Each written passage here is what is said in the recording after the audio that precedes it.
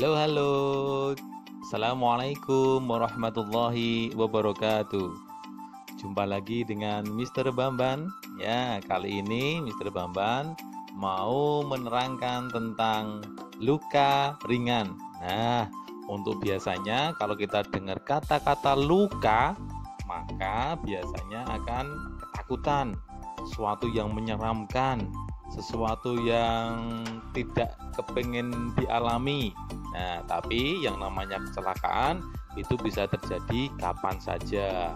Orang hati-hati pun biasanya juga bisa kecelakaan. Maka dari itu kita harus tahu cara menanganinya. Nah, jadi kita harapannya adalah kita bisa mengobati diri kita sendiri dan juga orang lain. Terbamban selanjutnya mau menjelaskan tentang jenis-jenis luka ringan. Yang pertama adalah luka barut, yang kedua adalah luka sobek, kemudian yang ketiga adalah luka tusuk, yang keempat adalah luka bakar, dan yang terakhir adalah luka lebam atau memar. Untuk yang pertama yaitu luka barut.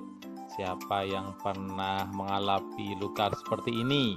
Nah, luka seperti ini biasa terjadi karena terjatuh, juga bisa karena keplorot ya, saat naik pohon gitu keplorot, itu juga bisa terjadi seperti itu, ataupun terjatuh di lantai yang permukaannya tidak rata. Kemudian cara menanganinya gimana? Nah, ini termasuk luka ringan juga.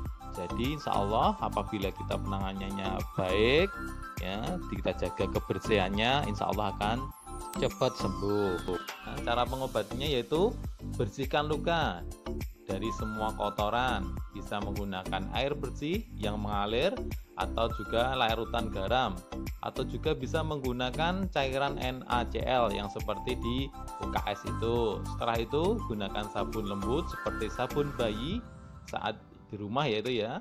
Kemudian keringkan dengan kain lembut ataupun tisu ya. Hindari menggunakan kapas karena biasanya kalau kapas akan menempel di luka. Jika anak sudah terbiasa menggunakan iodin povidon ataupun betadin, maka bisa diberikan ya.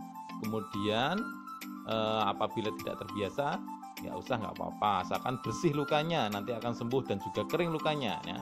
Perhatikan, pastikan apabila kita mengobati tangan kita benar-benar bersih. Oke, yang kedua yaitu luka sobek ataupun luka sayat.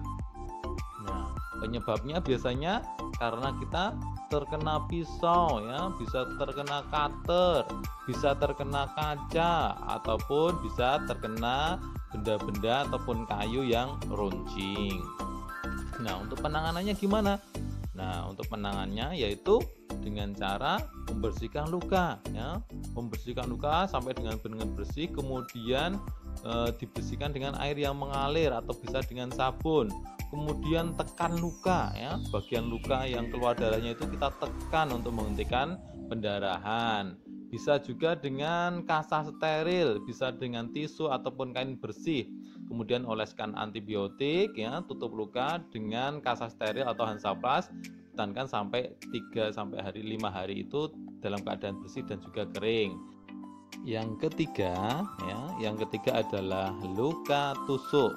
Nah, untuk luka tusuk biasa terjadi ketika kita bermain pisau, juga bisa kita saat menjahit dengan menggunakan jarum, itu juga bisa, ataupun kita terkena kawat secara tidak sengaja, itu juga bisa. Bagaimana penanganannya?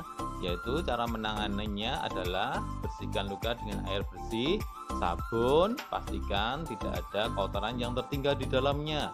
Bisa juga direndam selama 10-15 menit di air sabun. Kemudian tekan luka untuk menghentikan pendarahan, oleskan obat antibiotik dan tutup luka dengan perban ataupun Hansaplast.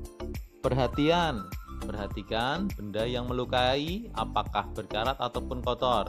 Lihat riwayat vaksinasi tetanus, kalau tidak lengkap bisa suntik tetanus di layanan kesehatan. Kemudian untuk yang keempat yaitu luka bakar ya. Siapa yang pernah mengalami luka bakar ya, seperti itu gambar yang sudah kering ya. Bisa karena kena kompor yang menyala, bisa kena knalpot, bisa kena air panas dan lain sebagainya.